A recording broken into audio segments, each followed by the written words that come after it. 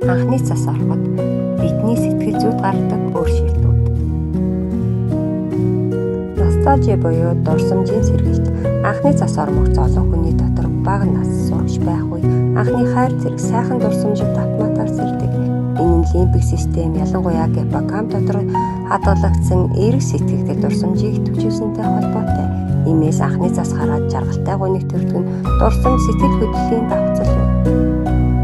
Мэдрэхүйн шинжилэл ба тайвшрал, цас орсон орчинд дуу чимээ багтай, гэрэл цайвар, агаар цэвэр байдаг. Энэ нь сонсголын ачааллыг бууруулж, тарих түр амрах боломж олгодог. Мелатонин ба серотонин түвшин эерэг нөлөө үзүүлж сэтгэл санааг тайвшруулдаг. Иймээс хүмүүс анхны цас орсон өдөр ер бусын амгалан байдлыг мэдэрдэг. Шинэ эхлэл ба цэвэрлэгээ. Цасан, соёл, сэтгэл зүйн хувьд цэвэр ариун байдал шинэ эхлэлийг төлөөлдөг.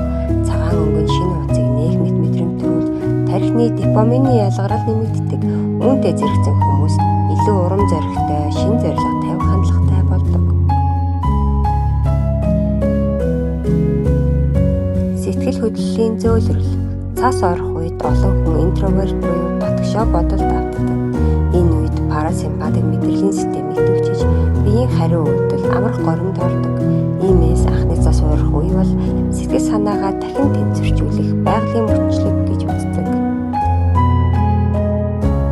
Гоо сайхны мэдрэмжийн орвил. Цасны гэрэл, өнгө, хэлбэр нь хүний тархины визуал гозон төвүүдийг төвчүүлдэг. Тиймээс хүмүүс цас гоё гэж мэдрэхдээ үнэндээ мэдрэхүйн таашаал авч сэтгэл санаагаа сэргээдэг. Энэ нь урлаг, уран бүтээлийн урам зоригийг чөлөөдөг хүчин зүйл юм. She Rise эмэгтэйчүүдийн клубээс бэлтгэн хүргэлээ.